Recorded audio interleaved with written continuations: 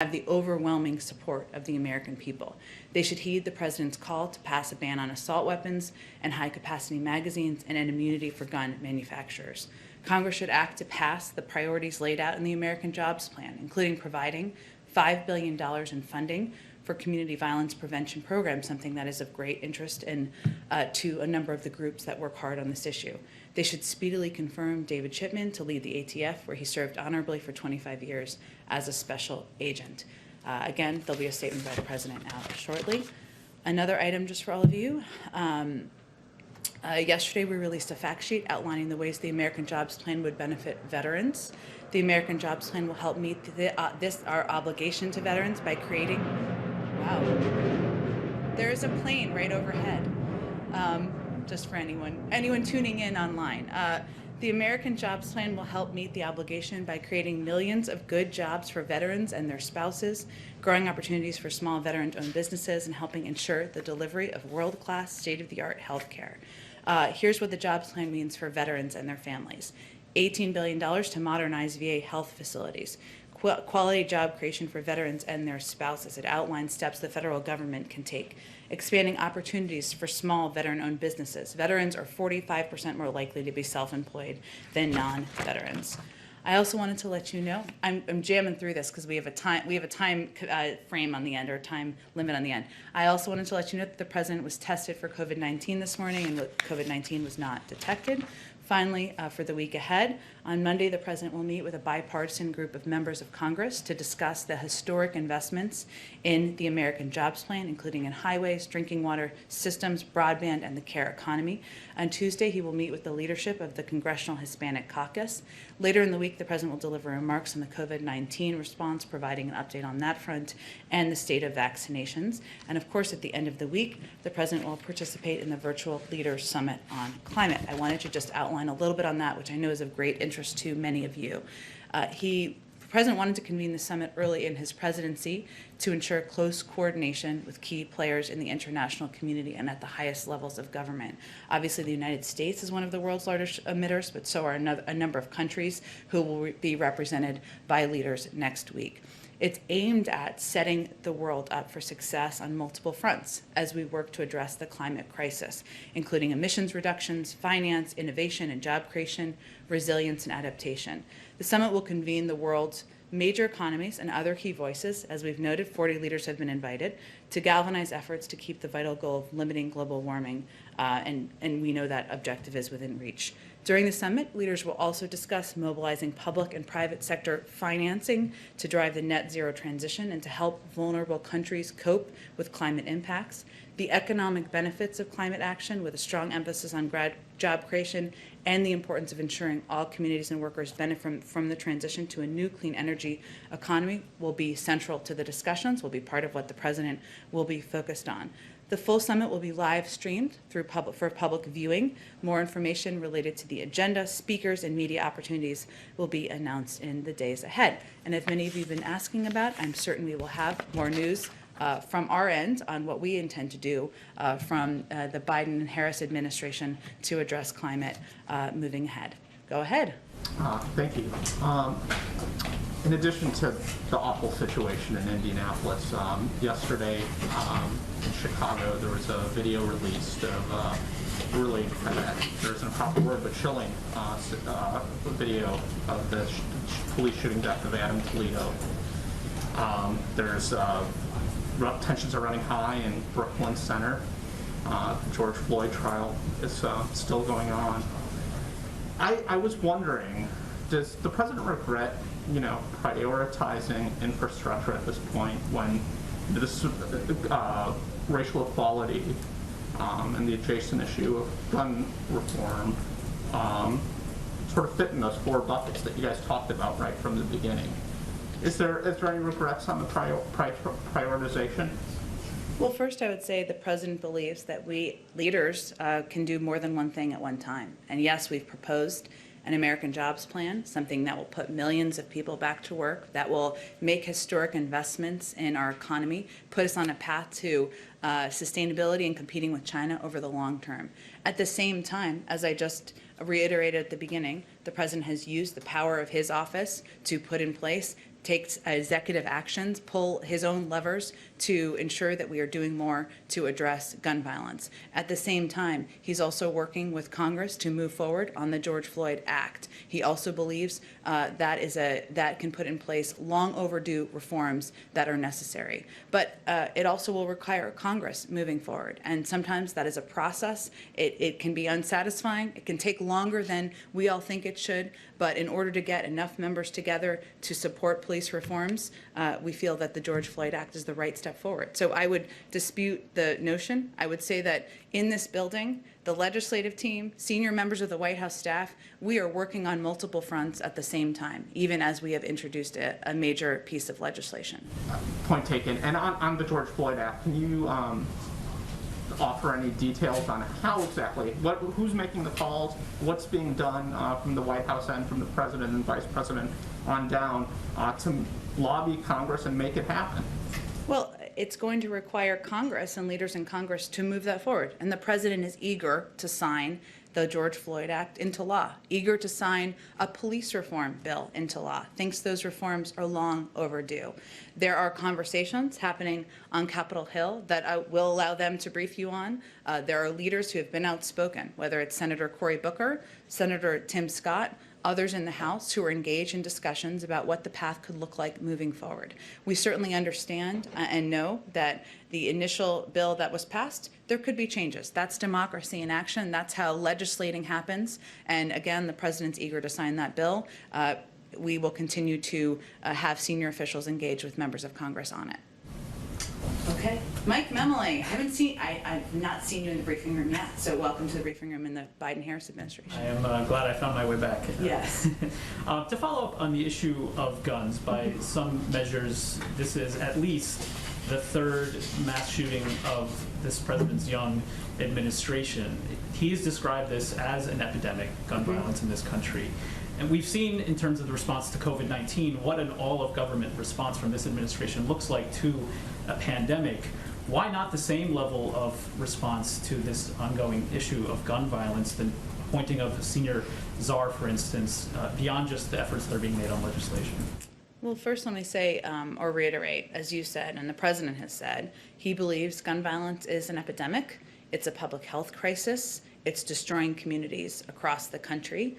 He's also been working on this issue for decades. And if he were standing here, and I know there's a press conference later today, and you all may ask him about this, he would tell you that we can't give up just because it's hard, just because the politics are perplexing, which they are, given more than 80% of the public supports universal background checks, and yet the Senate has not moved forward, and because bills aren't sailing forward, and we need to keep at it. And so I would say the way he approaches this is one where he has used the levers of his presidency, put in place, already announced last week, executive action steps that the Department of Justice is going to take. We will continue to review additional options. Those are steps he can take. In order to put permanent changes in place, in order to put permanent gun safety measures in place, that is going to require Congress acting. States can also take action. We've seen red flags laws put in place in 19 states across the country. More states than that have universal background checks. He also believes that working with advocates, many of whom he invited here last week to have those discussions, encourage them, lift up their efforts, is part of how we can move things forward. I will tell you that this is a priority to him. It's a priority to the Vice President. It's a priority to Susan Rice, who's leading the Domestic Policy Council, to Bruce Reed, who's a Deputy Chief of Staff, to Ron Klain, who's the Chief of Staff and is from Indianapolis. And this is a constant discussion and issue around this White House. So it's not going to require a czar. It is ultimately a priority to the President of the United States, which is the most important factor. On legislation, just a few weeks ago, I asked the president if he was going to be making phone calls to Republicans, in particular in the Senate, to try to advance the background check legislation there. He said he would be willing to. I know the jobs bill has been the priority. Is there more you can say about the kind of outreach he's been doing on background checks specifically? Well, I don't have any calls to read out specifically, but I can tell you that in his conversations, and he has been talking with Republicans about a range of issues, but there are a lot of topics that certainly come up. And, you know, he believes that, you mentioned the third mass shooting. It's actually the third mass shooting in Indianapolis this year, just to give you all a sense. Today's also the 14th anniversary of the the Virginia Tech shooting when 33 people lost their lives. So in the president's view, this is an issue that is not partisan. It should not be political, despite the efforts of the NRA over time. This is an issue that Democrats, Republicans, independents across the country believe universal background checks should happen, and that certainly is the message that he will continue to send publicly and privately in conversations. On Russia, I wanted to follow up on the announcement yesterday of at least the intention to hold a summit with President Putin. The president himself yesterday afternoon said that he expected or hoped that meeting would happen. I wonder, though, why would you announce a summit intention without a commitment? We still haven't heard one from Moscow. As you know, a high-level meeting of this sort is often a point of leverage with a world leader to try to, bring back, change behavior, as it were. Why was that? Why are there no conditions on this meeting if there has been one? Well, it was raised in the call, and so it was in the readout of the call that the president had made this offer to have a discussion and a meeting with President Putin. And that call also included a discussion and the president being clear that there would be consequences for the actions, whether it was the hacking, SolarWinds, or other problematic behavior by Russian leadership. And the president offered that as to send the message that we will have disagreement. We're not going to hold back on that. But our objective is to have a predictable and stable relationship. We can disagree in areas where we will continue to. We're not naive about that. But we also believe that there's an opportunity to work together in some areas. So we are certainly hopeful that we will be able to put together the details on that meeting, but it wasn't pre-cooked or preset before the president's discussion with President Putin, and it was just providing transparent information to all of you about his offer to President Putin. What if he says no, though? Wouldn't that indicate some weakness on the part of the American administration here? Well, I think the president's view is that Russia is on the outside of the global community in many respects at this point in time. It's the G7, not the G8. They have, obviously, we've put sanctions in place in order to send a clear message that there should be consequences for the actions. The Europeans have also done that. What the president is offering is a bridge back. And so certainly he believes it's in their interest to take him up on that offer. Go ahead. Thank you, Jen. Earlier this week, you said that the U.S. had secured commitments with the governments of Mexico, Guatemala, and Honduras to bolster security forces at their border. But yesterday, the special envoy for the Northern Triangle testified on Capitol Hill that there were no agreements. So can you explain the discrepancy? I'd have to look back at his testimony, Kristen. I have it right here. He said he was asked by Congressman Castro, he said, Congressman Castro asked him, I just want to confirm, were there any agreements reached in relation to increasing border security in these countries?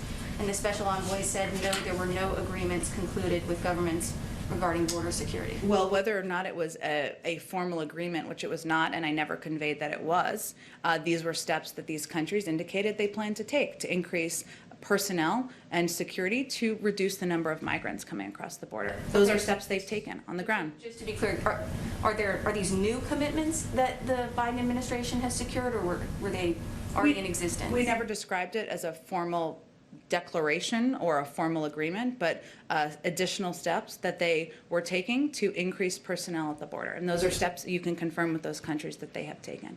Okay, go ahead. One more question. I just have to get around to everyone, so I'll come back to you, I promise. Go ahead.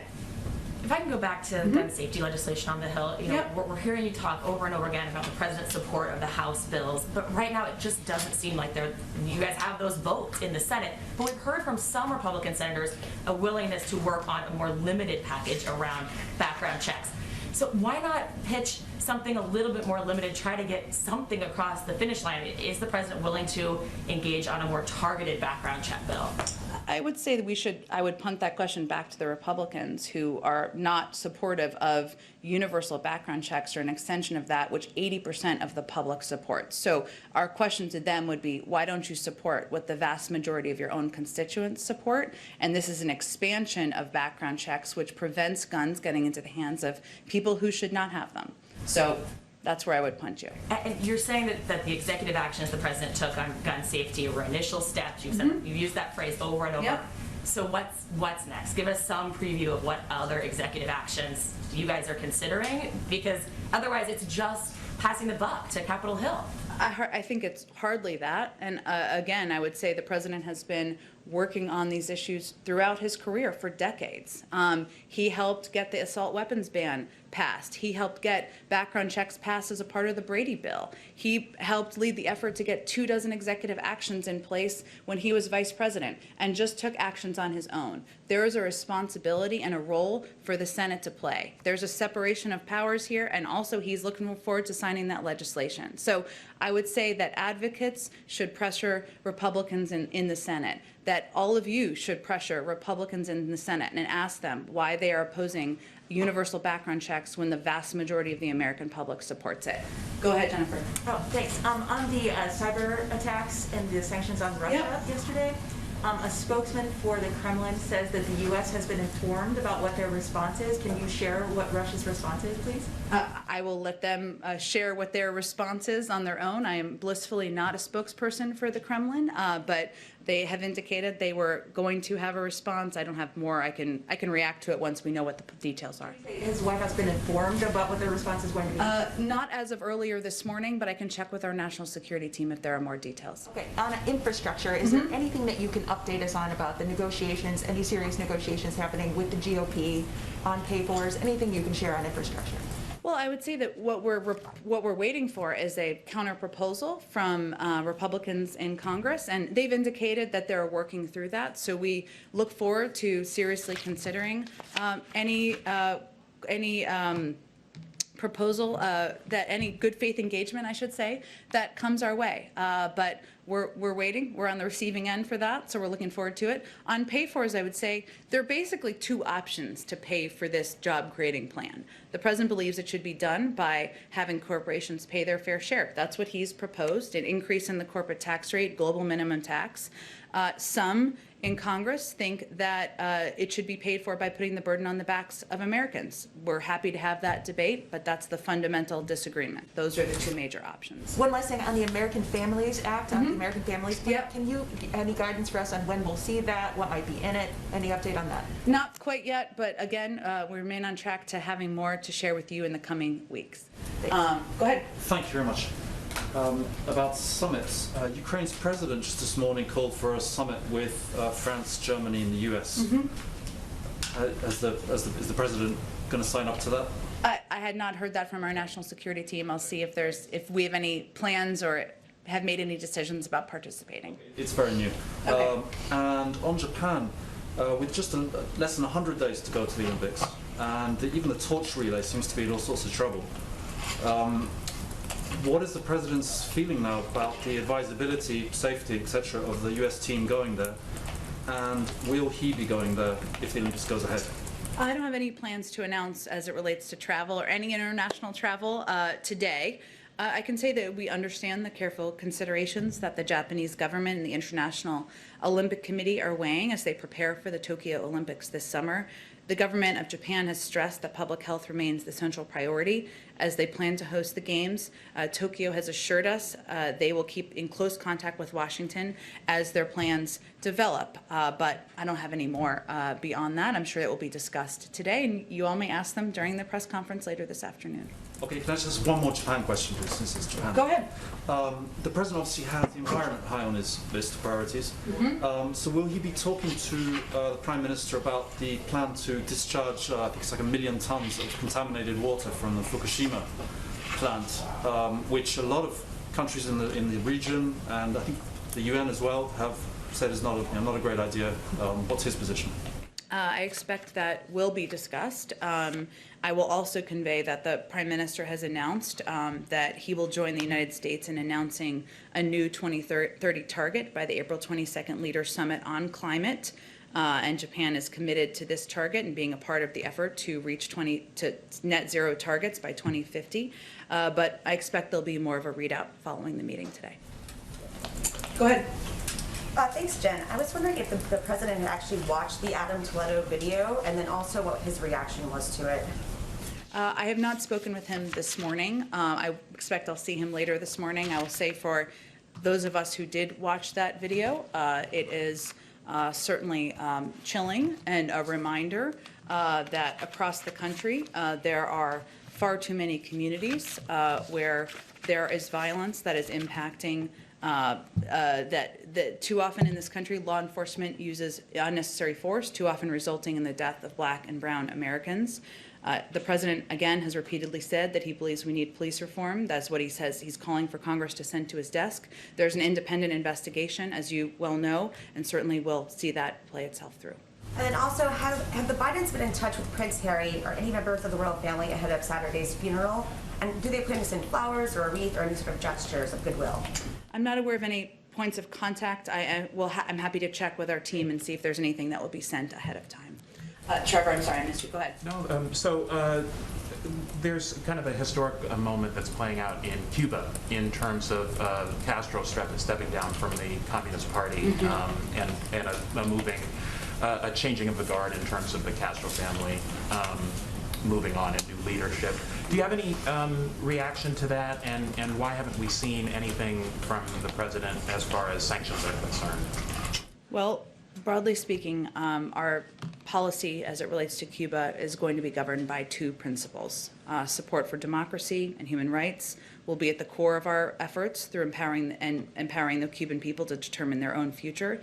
And second, our belief that Americans, especially Cuban Americans, are the best ambassadors for freedom and prosperity. A Cuba policy shift or additional steps is currently not among the president's top foreign policy priorities, but it is an issue, of course, we will remain engaged in and focused on, and I can see if there's more of a reaction to the change in leadership, absolutely. And then just on the Japan visit today, any update on any assistance that can be given to Japan? They're very early in terms of their vaccination effort.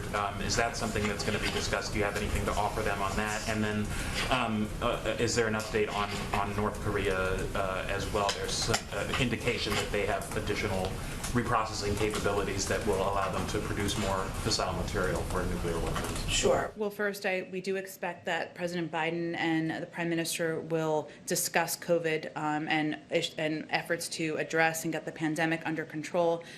They've also discussed as a part of the Quad, of course, there's been a discussion about increasing cooperation and support through COVAX, but we expect they will discuss that and that will be a part of the readout following the meeting. As it relates to North Korea, as you know, there has been an ongoing review, which we're nearing the end of that review. Japan has been consulted all along, but the two leaders meeting in person is obviously an opportunity to discuss that in person, which will certainly be a part of the discussion. We understand, what I would underscore Japan's interest in this issue, not only the nuclear program, but obviously stability in the region. So they will discuss that, and we expect it will be part of the readout as well. Go ahead in the back. Thanks, Jim. Today's meeting with the Japanese Prime Minister is, of course, the President's first face-to-face meeting with a foreign leader. Given that we are still in the middle of a pandemic, can you talk about why you decided that it's now safe to hold these kinds of meetings, and what kind of safety protocols will be in place? Well, I can assure you that we make these decisions very carefully and thoughtfully, and that we ensure that there is adequate testing, social distancing, processes that are put in place to ensure that all participants are kept safe and that we're taking into account the pandemic. There won't be a meal, as an example, which would be standard and traditional for a visit like this. And of course, they will be spread out at the press conference and also even in their meetings, an expanded bilateral meeting. And also it, of course, impacts the limited number of reporters that we will have there for the press conference. So there are a number of steps we take. It doesn't look exactly like the bilateral in-person meetings that many of you have attended in the past. And we look forward to returning to normal on many fronts, but certainly this one as well. And one more thing. I know that you said President Moon of South Korea will be coming to Washington in I think you said late May. Yeah.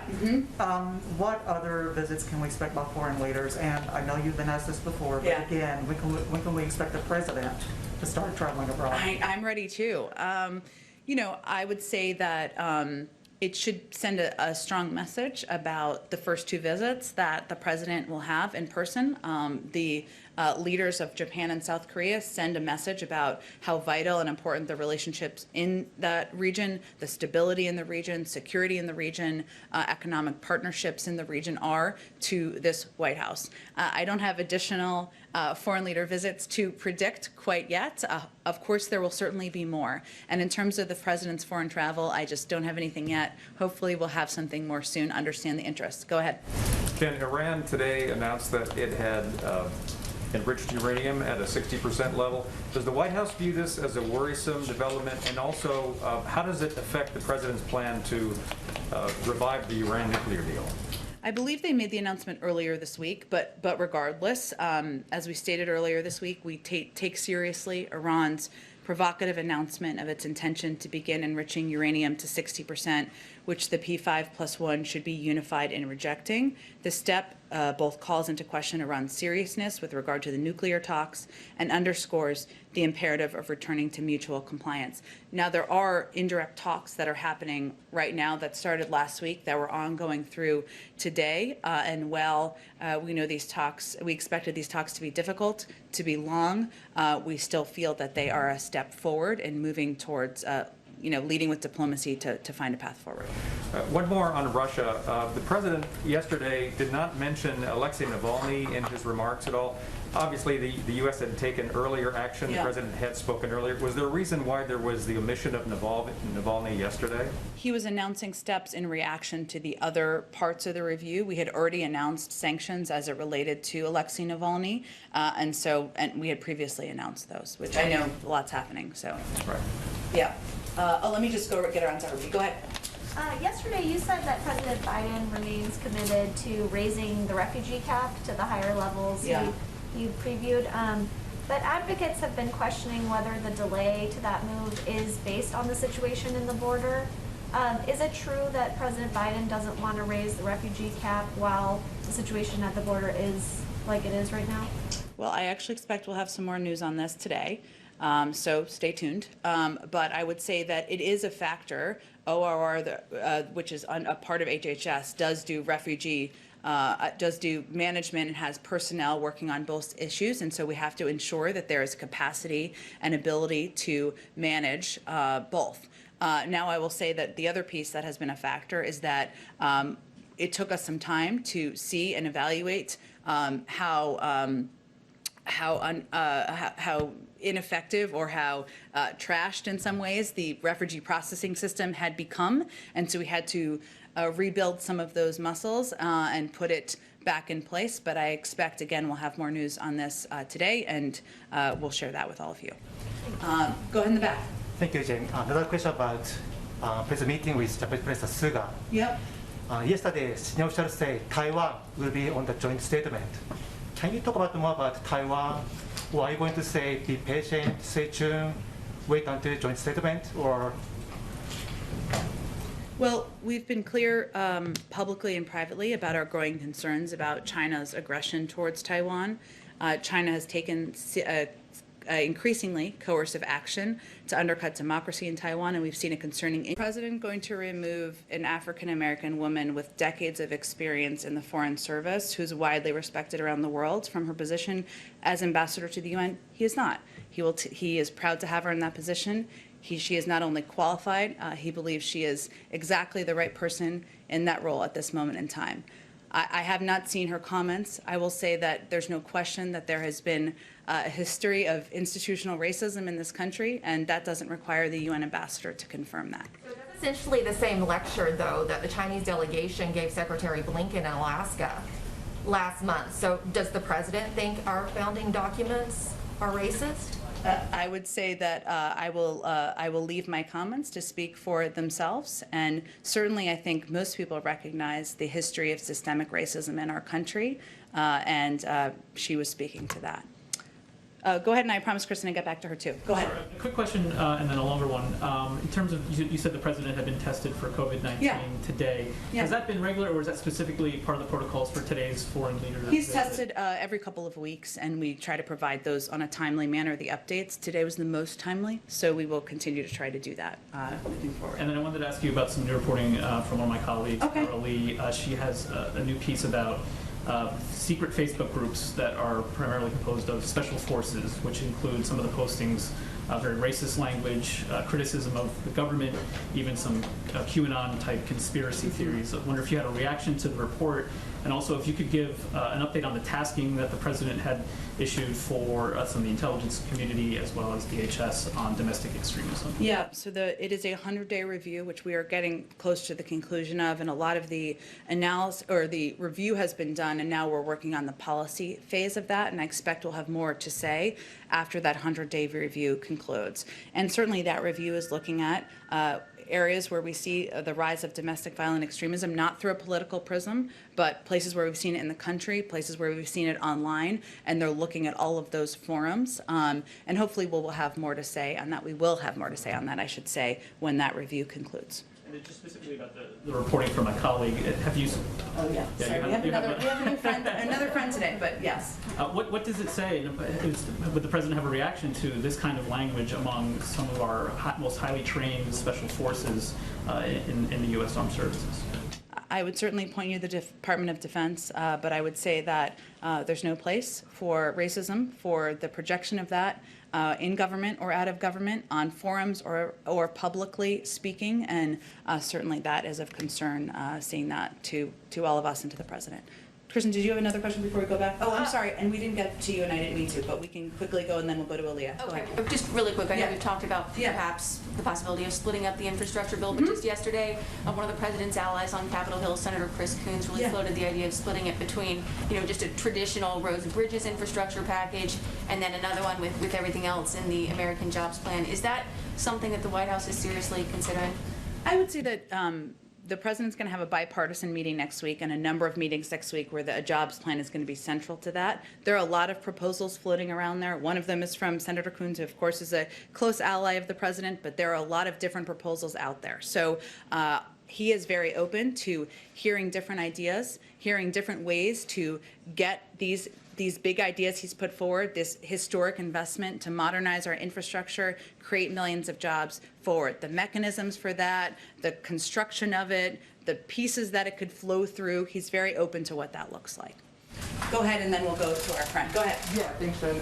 Just had a quick question for another reporter, but did the assessment of the Russian bounties include whether or not President Trump and his senior advisors had been briefed on those? I'm sorry, I can never, sometimes it's hard to hear with the masks. Did the assessment of the Russian bounties include whether President Trump and his senior administration officials had been briefed on the threat? The assessment was done by the intelligence community to look at available intelligence. So it wasn't looked at briefings or who has been briefed. It was looked at available intelligence. A lot of that came from detainees. Some of that, and hence we announced it was low to moderate confidence, but it's really not done through the prism of politics or the prism of current and past, political appointees, but done through the intelligence available and what can be assessed on that basis. Okay. Hello. So as we have announced last Friday, we're going to try to bring more people into the briefing room to ask questions and bring the White House perspective out to more parts of the country. So Aaliyah's from Indian Country Today. Aaliyah Chavez, thanks for joining us. And what can I help you with?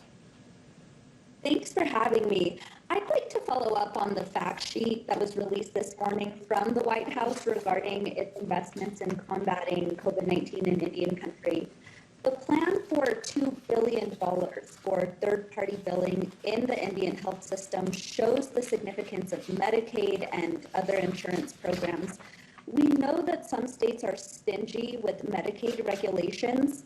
Does this plan demonstrate the need for tribes to be treated like states so that they can develop their own eligibility rules and priorities? Well, let me just give you all a sense, because everybody may not be aware of the announcement that we made this morning. So we, let's see here. Through recently passed legislation from Congress, we announced additional funding, additional resources that will be made available. And so today we announced $4 billion from the American Rescue Plan to support COVID-19 response and healthcare in Indian country. And we will continue to partner, and we will work directly with tribal nations in distributing critical resources and ensuring that funds meet the needs of Indian country. So I would say that just as we are working with states directly, we are working with local communities, we have our own federal programs, pharmacy programs and other programs. We will work directly with Indian country to ensure that they have the resources, the funding, the vaccine supply needed in order to get the pandemic under control. Thank you so much. Go ahead. Yes, go ahead.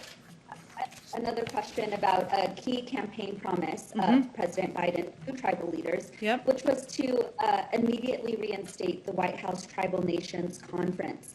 When can we expect to learn more about when that conference will happen, whether it would be virtually or in person, and how much of a priority is it to President Biden to make this happen in his first year in office? It is certainly a big priority, and obviously we've been impacted, of course, by COVID and the pandemic, because to have a conference like that, we'd love to do that in person and have people meet in person to make it that much more constructive and productive. It is, so we hope to aim for late 2021, and we will keep working toward that. I will say that, as you know, Secretary Haaland traveled last week to Utah, and our second gentleman has also traveled twice to Indian country, and we just announced that Secretary Haaland and Domestic Policy Advisor Susan Rice will convene the first White House Council on Native American Affairs meeting at the White House as well. And this is an interagency principals level committee, so that shows you how important this issue is. But we look forward to having that conference, that meeting, hopefully soon. Thank you again. It was lovely to meet you. Thanks for joining us. Okay, well, I'm sorry I have to wrap up because I have a hard out, but we have a press conference today, so you can hear from the president. Thank you everyone so much. Have a wonderful Friday and weekend. Thank you, Jen.